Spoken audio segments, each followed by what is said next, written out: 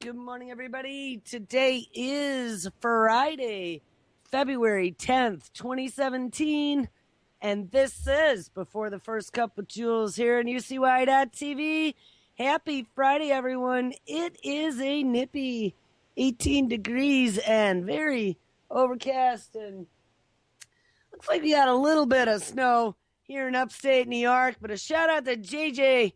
I just saw those pictures off to the east of us where that storm is hitting.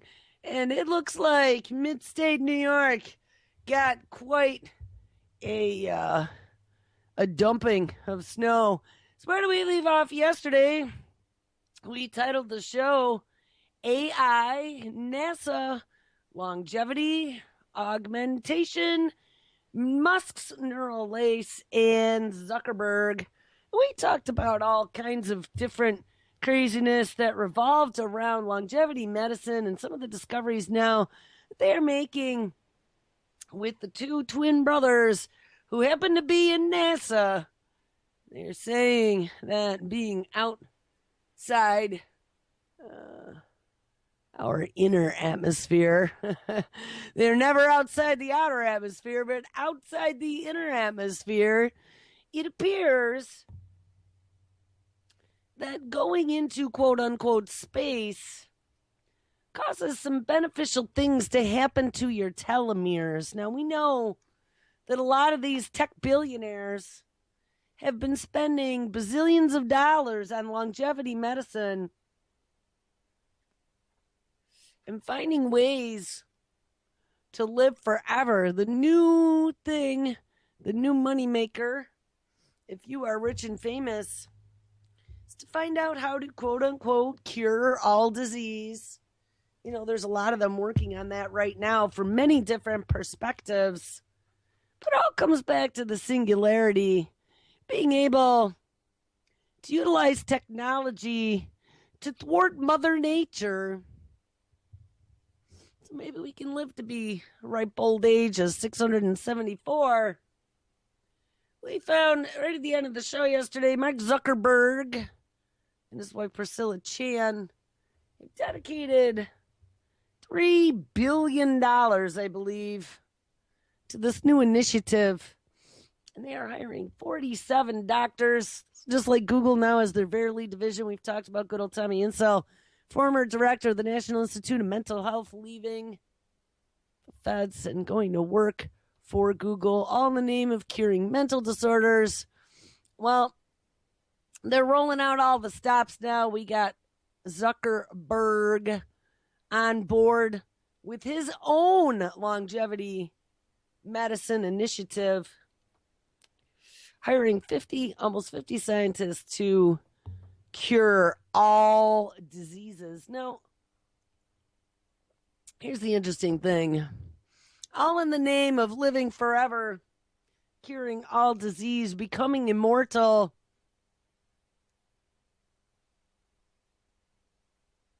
The people who control these technologies will be the people who control everything. And we have this medical technological control structure is being dropped upon us. Now, we looked yesterday, we were looking at some artificial intelligence and some of the things that have been going on lately. And now that my 22 tabs have just recovered, and 27 minutes later, my browser finally rebooted. I didn't mention that. I've been biting my nails here. We might be able to cover some of those today. But anyway, let's leave off where we ended yesterday. Let's start back where we ended yesterday. Don't mind me. 2 cups of coffee. I'm still kind of not with it yet. Mark Zuckerberg is now paying nearly 50 scientists as a part of his plan to cure all disease. And can I just tell you, every time I see pictures of him with that smile on his face, and it's just unbelievable. He just always looks like he's got a shit-eating grin. Maybe I can find it and drop it in the chat. But I mean, this is probably the happiest of all stories we're going to cover today. Here, put this into chat. Put this into chat. Chat. Chat.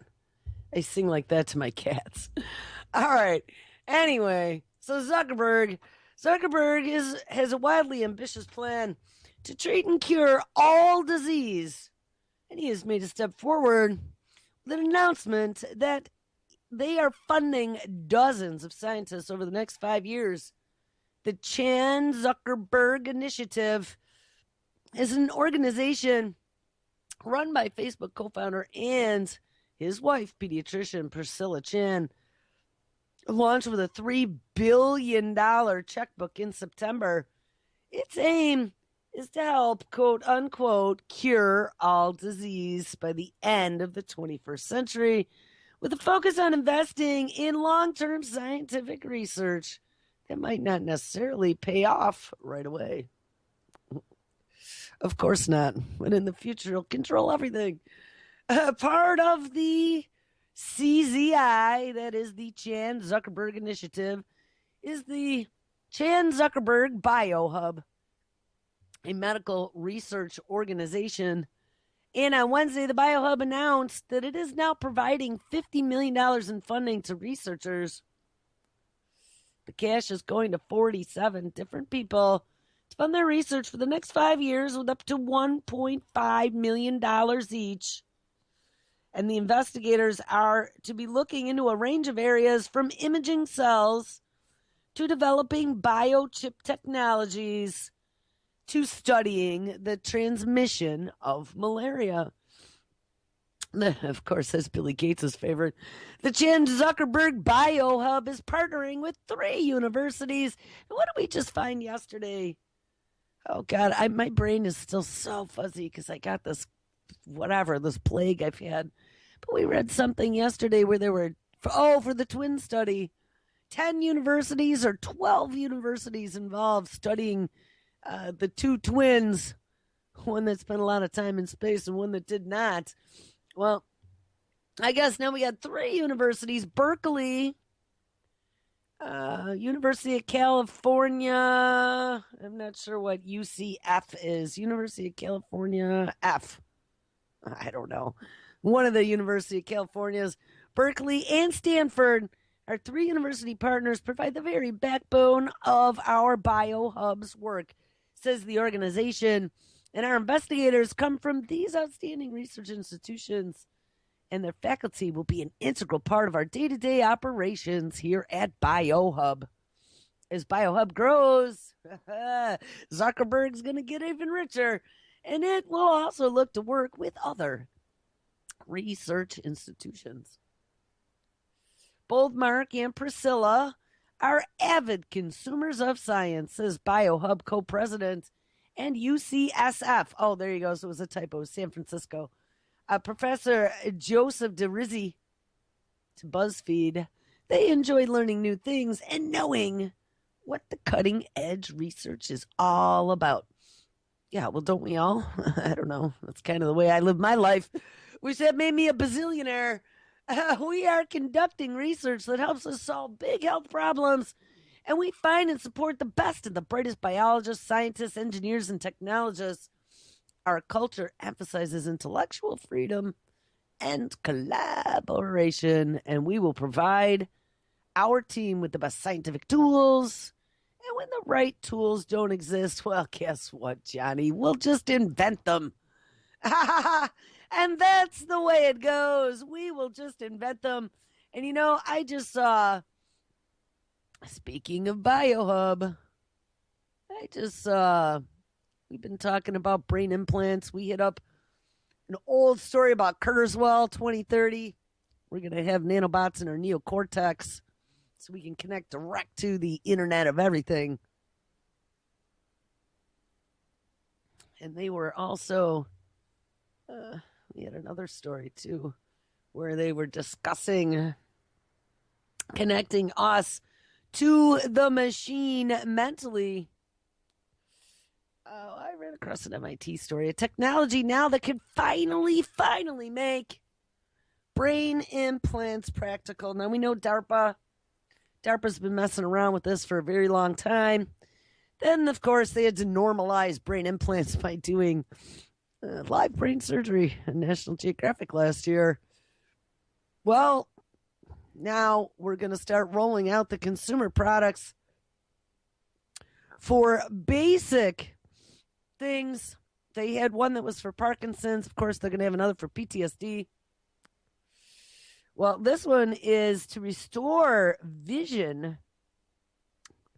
This technology can finally make brain implants practical. Baby steps. Harvard Medical School is testing a new design of a brain implant meant to restore vision to the blind. This is from February 9th, 2017. In lab testing, how brain implants could help people with physical disabilities, tales of success can be bittersweet. And experiments like those that let paralyzed people swig coffee using a robotic arm or let blind people see spots of light have proven huge potential of computers that interface with the brain. And remember, where a lot of this research started in DARPA was to help fix injured soldiers from the battlefield, ones that had, missing limbs or traumatic brain injury. And DARPA used them as a captive audience because, of course, they had the money and they had the technology. We can rebuild him. It was kind of like the $6 Million Man. Remember that show? Lee Rogers. That's exactly what they were doing. And these poor soldiers, these former soldiers, most of them, then became unwitting guinea pigs. And it's been that way for generations. When you're in there, they have carte blanche. When you're in the VA system, you're at their mercy. And they're going to tell you it's going to be to help you. But don't forget, as they are helping you with these new discoveries, you are their new monkey to utilize as the research lab rat. All right, so, but it is a wonderful thing. They have all kinds of new prostheses now that are brain controlled and exoskeletons to help paralyzed individuals. They now are working on these chips to allow the blind to see. But the implanted electrodes used in such trials eventually become useless because scar tissue forms and degrades the electrical connection to the brain cells. Well, next month, and this would be in March of 2017, tests will begin in monkeys. So these will be new monkeys of a new implant for piping data. And I think we'd been reading about this high bandwidth connection. I'm sorry, guys. There'll be a new implant for piping data into the brain that is designed to avoid the scar tissue problem. I also read there's some HD connectivity coming as well. Right now, we are using like the equivalent of old school pixelated connections, like a serial port. And we're going to be going to like HDMI here soon. The project is intended to lead to devices that can restore vision to blind people long term. Researchers at Harvard Medical School will use a new kind of implant that will go beneath the skull, but it can rest on the surface of the brain instead of penetrating inside of the organ.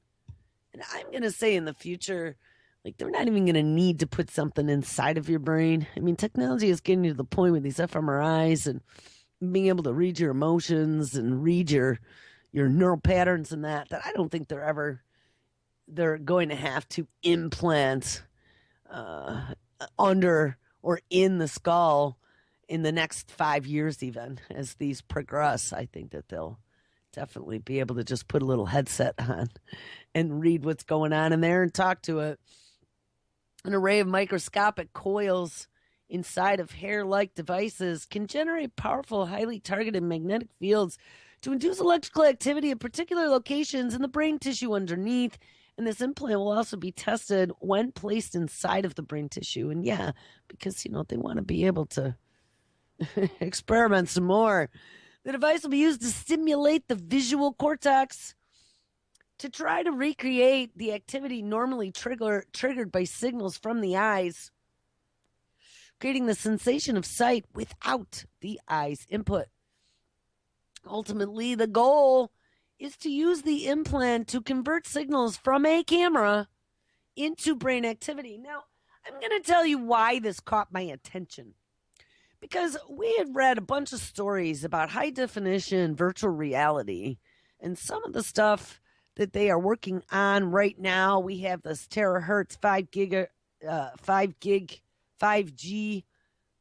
connectivity that is coming here very soon. I had a story about that yesterday and a story about terahertz, where they want to beam HD VR to the ground. And we read an article about how easy it would be to be able to block your sensory input from your eyes of what is going on around you and connect. And I think this was a story out of something by Kurzweil. And connect these VR goggles so you would be real-time immersed. Once it took over your sensory perception, you literally would be in the simulation. Well, think about this. Listen to what they are talking about here for these new implants to, of course, help, quote unquote, cure the blind. Or how about future technology hijack your vision and direct the signals to some sort of external device, like, in this case, a camera. Or how about VR goggles? Guys, I'm telling you, there's always an ulterior motive.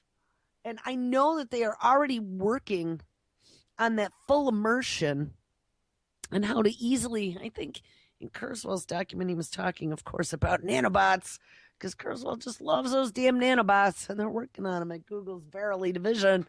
But, how long is it going to be? And, here's the thing. Once our eyes can be turned off and we could just be redirected, it would be like being on Delta Airlines, one of those newfangled jets where every seat back has a nice big LCD embedded and you got your choice of 20,000 movies to watch while you're flying. I'm going to tell you what, first hour of the flight, I tried to sleep, didn't work. Second hour of the flight, I whipped out my phone and I got just a couple game applications on my phone. And one happens to be a really nice kick-ass game of Scrabble. So I opened my Scrabble and I played against my partner, Rust Bucket. That's what I call the computer. And Rust Bucket was pissing me off because he keeps making up words that aren't even in any English dictionary. I'm not even sure where he's getting these words from. So he turned off Rust Bucket and I saw the guy next to me happened to be watching a movie in his seat back. And I was like, hey, is there anything good on there? And he's like, yeah, actually, there's some good stuff. So I zip through, zip. And I see that there's a brand new Jason Bourne movie. He's like, oh, I haven't seen that one yet. That just came out not too long ago. And by the way, I don't know what you guys think about Matt Damon or anything or his politics. I don't really pay attention to that because I got to tell you, if you've never seen those Bourne movies, you should.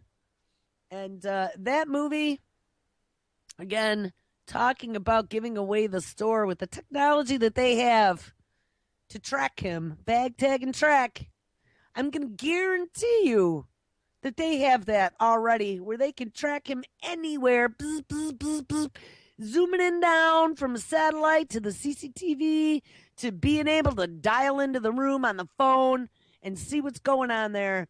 Guys, it was pretty insane. They could track him everywhere all over the planet. Every second he logged in or popped back up on the grid, they would find him. But my point in that is that movie screen, and then this is still just an external screen. Think about when there are these HD goggles that you can wear 24/7 and have all these great sensations just with this external screen about a foot or two away from my face. I put on a Jason Bourne movie while I was flying at 36,000 feet, and I really hate flying. And the next 2 hours went poof. I had no idea I was in a plane. I had no idea that I was squished in a seat or that I was so tired because I was sucked into the machine. You know, it's not going to be too much longer. That dangling carrot, if you remember, even Zuckerberg was going after those VR goggles. That was like one of the biggies. That whole room of engineers in that picture of him walking in to announce whatever they were, Oculus something. And they are all just sitting there with their mouths open, staring at who the hell knows what. We saw in the future, they're going to have all kinds of VR porn. I mean, talk about a dangling carrot to suck the lemming masses right off the cliff with little twanky porno music, bong, bong, right off the cliff. I mean, this is going to happen, people. And that is as they are learning more and more how to hijack our five senses. We need to be more and more vigilant as to what is going on around us, because as we are becoming highly distracted, and obviously there are some of us that it is not completely working on, she could see she's not staring at her device 24/7 and running off on erroneous arguments, wasting her brain power. No, she's sitting here researching the meningitis vaccine that they've now made mandatory in New York State and looking at all the corruption behind it getting approved, which I was last night. I'm going to have a big battle on my hands here this next school year. So I am trying to line up some torpedoes that I can shoot back and figure out a game plan here. But, as they are hijacking our environments and our realities, and then they are rolling out all of this new medical technology. Of course, it's going to be so amazing. It's going to cure Nana. It's going to make you live forever. Be careful what they are offering you. It is the poison apple. Great. Maybe some people live forever, but it's not going to be you, Johnny. This isn't all about Johnny. This is about the rich mothers paying for it all in his progeny. Not about you. Maybe you could go to Mars and see if you get squished by their extra squishy Martian atmosphere, and then try to come back and find out you're all kinds of screwed up. But hey, now you'll be another test subject, like the NASA brothers. I don't remember their name, Mark Kelly and his brother. You'll be another NASA research subject and go in the human experimentation division, and they'll be all happy. Guys, this is just really scary where we are. We got this brain project, of course, that is all about trying to image and recreate the human brain to be able to treat diseases. We have good old Tommy Insel working on diagnosing and curing mental disease from your voice patterns on a smartphone and diagnosing mental illness on a spectrum. At some point, the brain has become the central focal piece to all of this. And it's because he who controls the brain wins. And we know that. It's been a psyop. But for all these years, they could play psychological games with us, but oh goodness, in the public eye, human experimentation was banned by different treaties that happened over the years with different wars and whatever. Human experimentation was not allowed, but all in the name of medicine, all in the name of curing you and keeping you safe. Somehow in 2016, human experimentation has now become acceptable. Look out and careful what you ask for. That means DNA switch flipping injections as vaccines, gene therapies, CRISPR in the TARDIS, and zippity zap in the brain, all in the name to improve you. We have augmentation coming because, of course, those damn Chinese are getting way ahead of the curve. Little Johnny, you want to compete in a global market, you're going to have to be augmented. I mean, that literally is the world that we are coming to. And the people who control those strings are the people who control everything. Ultimately, anyway, back to this brain implant. Magnetic fields are not impeded by tissue forming around this new implant. And so these new ones might actually be pretty awesome compared to the old ones. This 3-year project is supported by a multi-million-dollar grant under what? Oh, the Brain Initiative, created by Obama to improve scientists' understanding of how the brain works. Yeah, notice they don't say to cure all brain diseases. No, just to understand how the brain works. And at the end of this whole experiment, we hope to have monkeys to be able to navigate a maze just by perceiving light and dark or basic geometric patterns. Oh, that's lovely. So we're going to have nice, practical brain implants, again, all in the name. This time in curing blindness, which sounds to me like it is light and dark vision. But hey, brain tech, this is per Singularity Hub, the brain tech to merge humans and AI is already being developed. Now, we read about Elon Musk's neural lace yesterday. Elon Musk seems to think that if you can't beat him, join him. He said eventually we are going to become all but pets, or just exterminated. But we'll become AI pets someday, maybe the smartest or the cutest of us. The rest of us will be put in cages or turned into food, who knows? But if we want to compete with AI, our super intelligent future overlords, we're going to have to augment ourselves.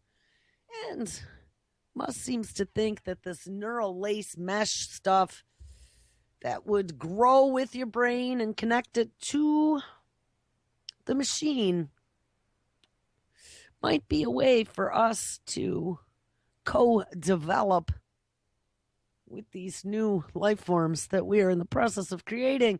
And yes, they are life forms. I've had a very long few discussions with a friend of mine about what actually entails being alive. At least in my definition, I would say being alive is to be self-aware, to be aware of your surroundings, and to know your place in the universe, to be able to experience and interact with those things, people, places around you. Well, as we start giving computers, whether they be tin can AI or software AI, 5 senses, such as robot googly eyes, right? That's i.e. a camera. Robot ears, which would be a microphone. Robot taste and smell, which would be some of these biosensors. Robot touch, well, we already got these prosthetic devices. And we got robot skin. Robot blood, robot organs. I mean, they've been building, I remember the name of that one robot, but they had that one robot that sweated. And he had like all the main organ systems inside of him.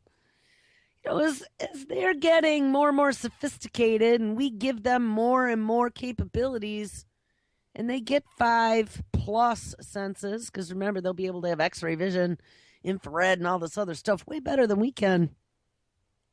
The flip of a switch or an update of the software is all it's going to take. They tend to become self-aware. They can see and hear and interact, and they even have a GPS so they know their actual location in the physical universe. I would call that almost being alive. Now, we can go all the way to, like, whether or not it has a soul, and I don't think we're going to go there. I'm not talking about that. I'm just talking about a definition of being alive. Being able to interact, to make things happen, to change the timeline, to shoot a cue ball, to flick a bumblebee, to make things change in the timeline, to know where you are and what you are doing. Well, I would think that we are almost there with robotics.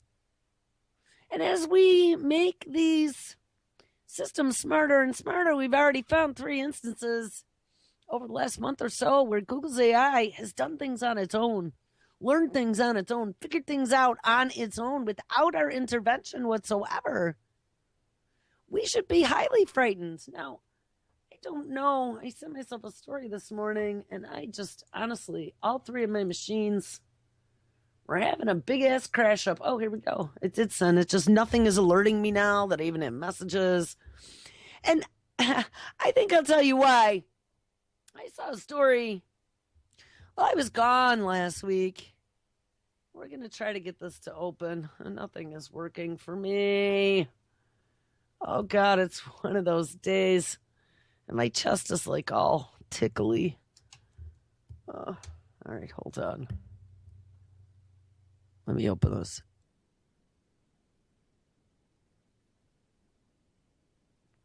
I'm starting to lose my ability to fight. I start to feel like crawling back into bed when I'm sick. It's just so much of a challenge. The whole morning's been a challenge.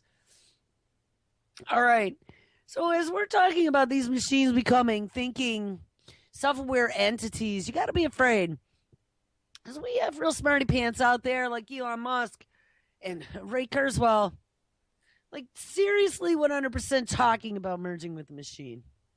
Having technologies developed that they're all excited about to help us merge with the machine. We got the director of DARPA, outgoing Ashka Brooke, do whatever her name is. And maybe we'll listen to her lecture one of these days.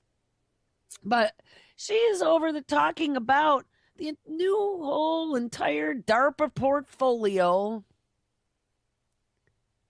of all the different things that they, and this is like everything we've talked about, all these different things now that they are rolling out and how exciting they are. And look at how we are literally, and this is the DARPA lady, merging with the machine. I mean, people, it's happening. This isn't fantasy. This isn't me. I know sometimes I totally sound like a lunatic. My family still thinks so. My husband gives me that eyebrow all the time. Like, don't talk about this in front of the kid because you sound crazy. But you know what? It's not crazy. We have the brightest minds in technology and in the Department of Defense and in the tech industry who are all talking about this happening right now and the research that is rolling out in the lab. So it is for real. But as we have this merging of man and the machine, and this is a literal singularity they have talked about for 20 some odd years or more, it really is coming. Don't forget, there is a step beyond the singularity. Singularity, at least for me, and my definition, is a physical merging of humans and technology, connecting us 24/7. It would be Kurzweil's nanobots connected to your neocortex so you could, with a blink of an eye and a wiggle of a nose, access the cloud inside your head in the, digital sky somewhere. That would be the definition of the singularity, to make you a superhuman, super thinking. And as we get our little chippy implants of superhuman strength, it will be exactly like the bionic man. But there is this other singularity. And this is the singularity that scares me even more than brain implants. Oh, and even more than nanobots in my blood. Because I used to have dreams about this singularity when I was knee-high to a grasshopper over and over and over again. And that's the autonomy that is going to happen once they let the software AI go into the machine and it becomes Skynet. Now, we saw last summer at the I think it was the Black Hat. It was Black Hat or the DEF CON. I think maybe it was the DEF CON conference in Vegas. They have it every year. It's typically hackers show up, anybody who's kind of underground, smarty pants programmer who could hack their way around anything. And you have Keith Alexander, NSA shows up, and CIA shows up, and DOD shows up. They all show up because these are the guys they want. These are the guys that end up on Cyber Patrol. You know, living in mommy's basement can be quite profitable if you go to Vegas. And at that conference, of course, they have lots of universities there too. They had this Cyber Grand Challenge. They had a lot of universities competing using DARPA's 7 supercomputers as the back ends. And they were, I don't know if they were actually given code or if they were just given the hardware to run their own self-aware application, but they were tasked with trying to write software that'll go out, search, and destroy. They wanted someone to write them a piece of software because, oh my God, hackers under every bed, trying to get into every computer system over the last few years, wink. We're so vulnerable. So we need to have a piece of software that can go search all vulnerabilities on all computer systems and to be able to keep this whole Internet of Everything that is coming, this Internet of Things, and Internet of Everything that includes us at some point in the future, safe from hackers as well. It's got to have to find holes, bag tag, and patch it without any human intervention. And if we're getting hacked, well, launch an attack without us even having to do anything. And that was what this Mayhem software was all about. So Carnegie Mellon University's team happened to win that. Carnegie Mellon is where there's a lot of research going on into AI. Carnegie Mellon is where Obama gave one of his big outgoing speeches to the nation, saying about how AI is going to transform the future of our country. And any future leaders of this country are going to have to learn to deal with it. It's going to be our reality. Well, I read this when I was gone. This came out about a week today. I'd always warned that this Mayhem software now that they developed as part of this Grand Cyber Challenge last summer that is thinking, repairing software for the Internet of Everything to be able to protect us and be a perimeter bot, Skynet running in the system, that the day they let that go, the day they let that genie out of the bottle, the world is going to change, because that literally will be Skynet being set free. Well, guys, I was kind of distracted because I was enjoying my birthday week and I was hanging out with my friend, but I had this queued up on my notebook. I totally forgot about it. And as I was cleaning up my tabs last night, because of course everything is so tabbed out that none of my machines will even open another thing, I ran across it again and I'm like, oh, I forgot to share this. And oh, this is bad. February 3rd. 2017. This happened without much fanfare, and you knew that's how it was going to happen. DARPA prize-winning bot, Mayhem, and this was Mayhem, Cyber Grand Challenge, self-scanning, self-repairing, self-attacking, and I mean self without human intervention.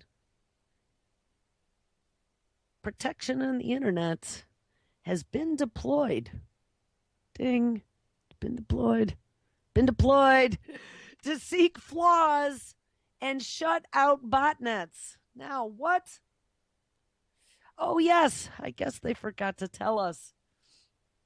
In a riff on Alfred Hitchcock's To Catch a Thief, a powerful software bot is being used to defeat botnets. Carnegie Mellon spinoff For All Secure's Mayhem software won the $2 million DARPA Pentagon hacking contest last August in Vegas, according to MIT Technology Review. Mayhem is a creation of Carnegie Mellon professor David Brumley and two of his graduate students. And in the DARPA contest, called the Cyber Grand Challenge, the competitors had two tasks: fix and defend assigned server software, and then hack that server code assigned to other teams. The purpose of the contest, which awarded a total of $4 million in prizes, was to encourage the automating computer security tests. And DARPA states the primary focus is its development of defensive software. And that's what we've talked about. They're going to run this as a perimeter sentry on the entire Internet of Everything, to be able to find, correct, and destroy, if necessary, without human network administrator intervention. Fresh from the BattleBot, Brumley and his company are adopting Mayhem for commercial applications, intending to find flaws in Internet firmware, starting with, but not limited to, the backbone of the Internet, and that is the router.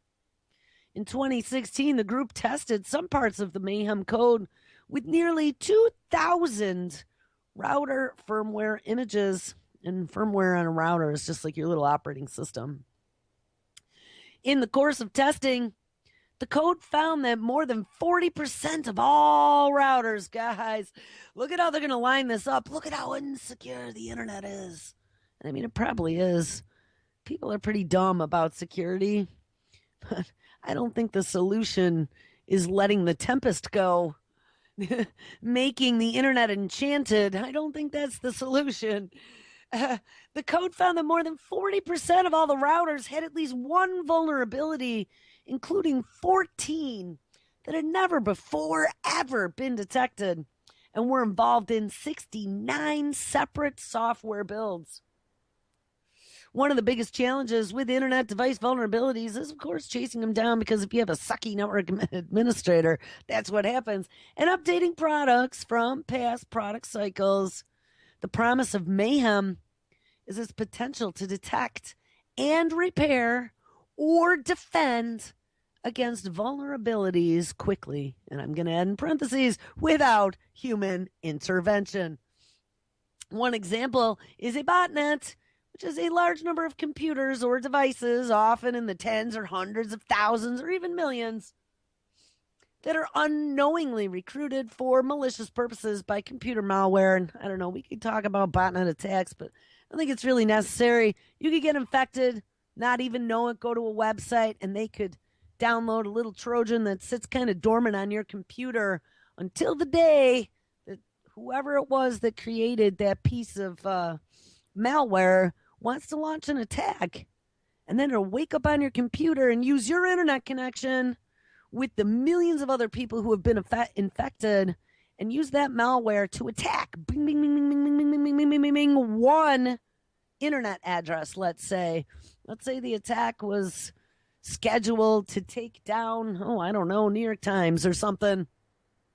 And at, midnight on March 1st, all those little botnets that everyone got infected with, that they didn't know that they were infected with, wake up and I'll go attack that one website all at the same time.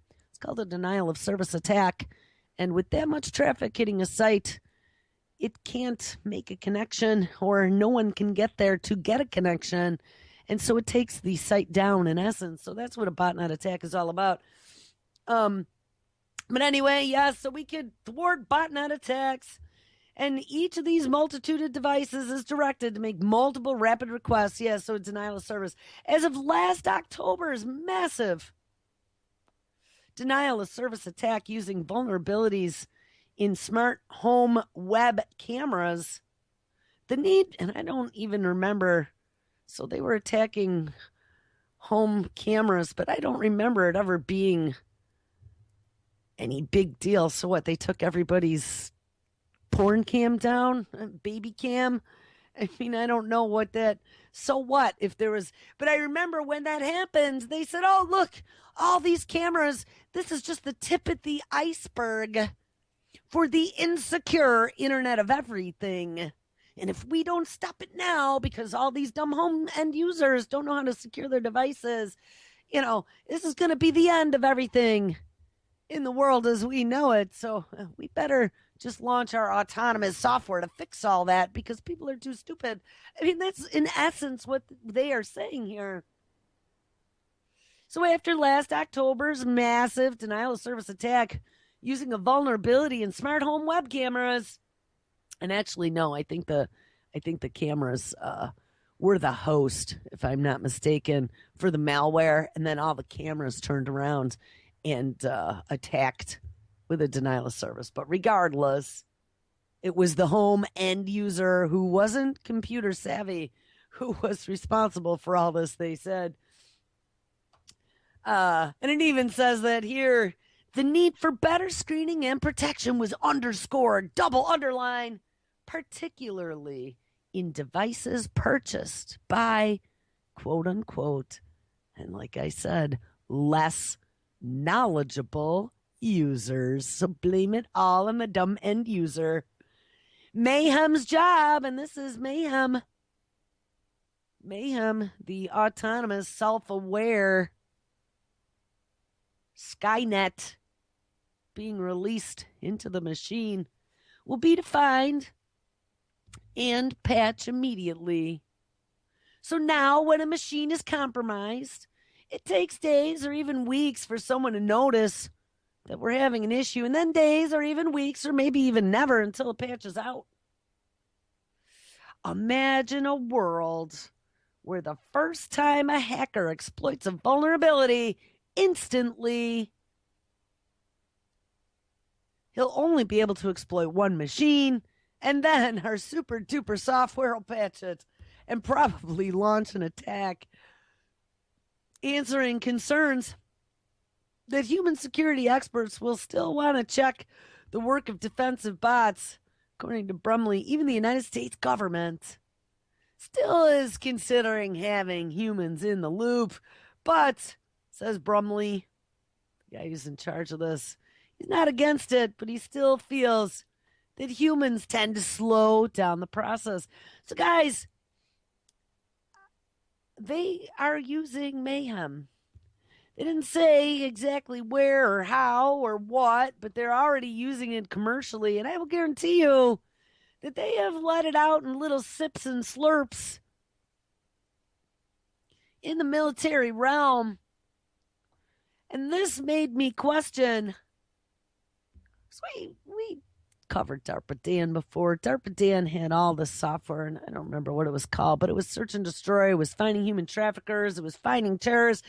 It was doing all this stuff. It found connections between people and mapped out endpoints that they could attack and go after. It was all on a big touchscreen display. It was pretty amazing. DARPA Dan's now over at Google, by the way. I saw this one yesterday. Add insult to injury. Guys, there's going to be nowhere to run, nowhere to hide. Not only are they going to get into our heads and our bodies, but they're going to take over the entire internet. They have some new head of the FCC coming in. We're not too sure whether or not net neutrality is going to be maintained. But don't worry about it, because it appears to me that he is on the side of the big corporations. The big corporations all got the pats on the butt a long time ago called CYA, cover your ass, by the feds. So if they bend over and give up your search history or documentation or anything that the federal government wants to know about you, they can't be sued. So don't worry about it. It's all being done under the guise of national security. Well, it gets even better. DARPA computer simulations are now going to target social media to root out enemy disinformation and propaganda. So guys, DARPA is now getting in on the fake news search and destroy. And I'm going to put fake news in quotations because it's not going to be CBS, NBC, and ABC that they're going after. It's going to be people like me and you. February 7th, which was just 3 days ago, 2017. U.S. military researchers are asking industry for new ways of using computer simulations to study how information spreads online via social media as a way to neutralize enemy disinformation and propaganda. Is that not crazy? Our Department of Defense is going to be focusing on Facebook. Officials in the U.S. Defense Advanced Research Project Agency, more affectionately known as DARPA, issued a solicitation on Monday, and that would be one of those RFPs. They put them out on fbo.gov. Go out there and just plug in DARPA as the search term. You will find all of their requests for proposals. They issued a solicitation this past Monday for the computational simulation of online social behavior called Social Sim. Social Sim is looking for new ways to use computer simulation to study the spread and the evolution of information in the online environment without pinpointing unique bits of information, of course, that could compromise personal privacy. And of course, they got to put that line item in there. The ability, as long as you don't know that they're compromising your privacy, hey, I guess it doesn't matter.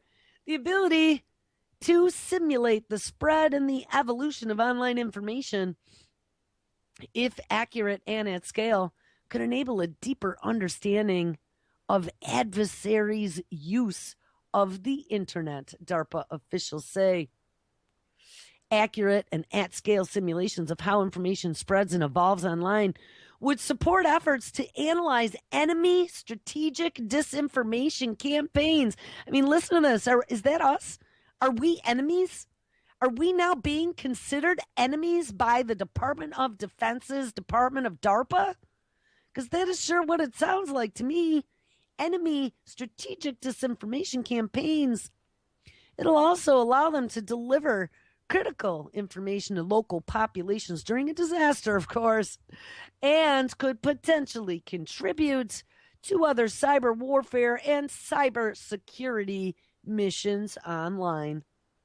Social Sim seeks to develop technologies that can simulate online information spreading and evolution at scales representing target populations from thousands to tens of millions of people, developing ways to provide supporting data to the simulation development, testing, and measurement, and develop methods and then metrics so they can build a dashboard for assessing the accuracy and the scalability of online information spread and evolution. Current computational approaches to social and behavioral simulation, ding, ding, ding, ding, ding, ding, ding, ding, ding, ding, behavioral simulation and monitoring are currently limited, says a DARPA official, but top-down simulation models of online behavior assume uniform or mostly uniform behavior across that population, so they have a lot of trouble with people like you and me who aren't always predictable. And although this approach can scale to simulate massive populations, it can be a little bit inaccurate if there are distinct variations in the characteristics of the population.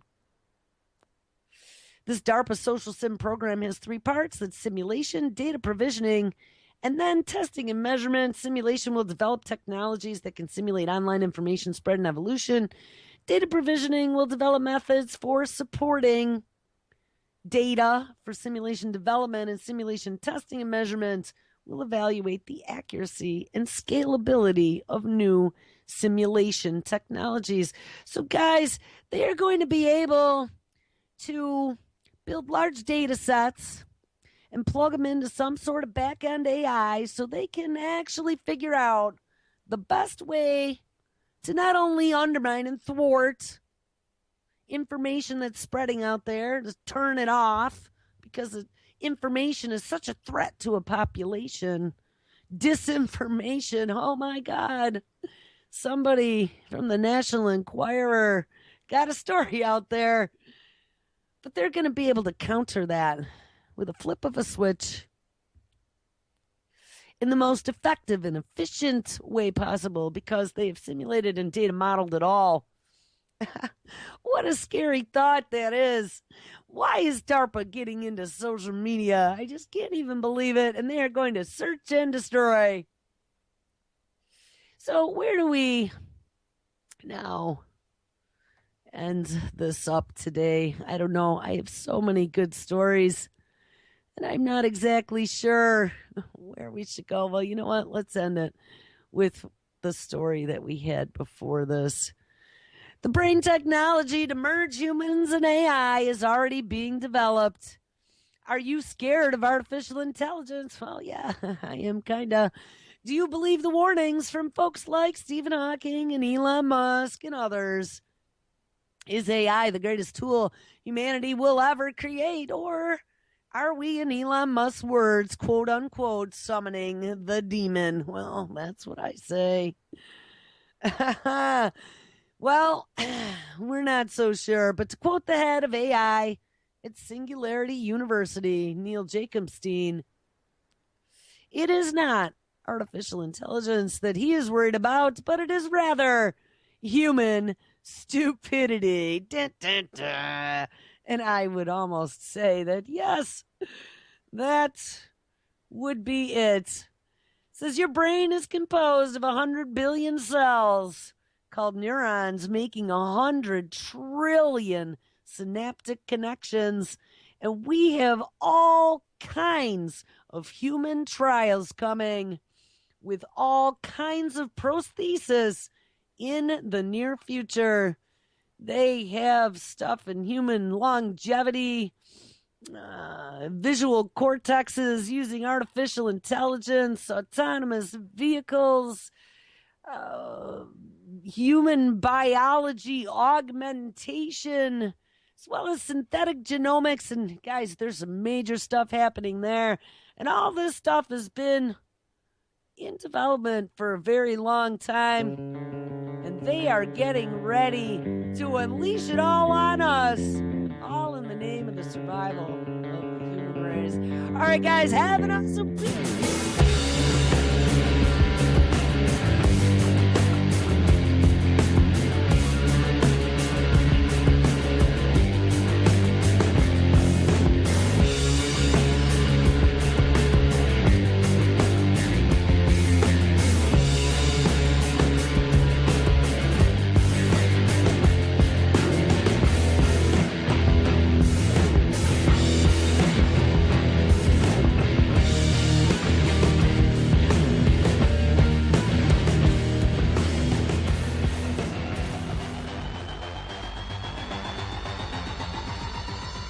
Hey, this is JJ Inc., and when I'm on planet Earth,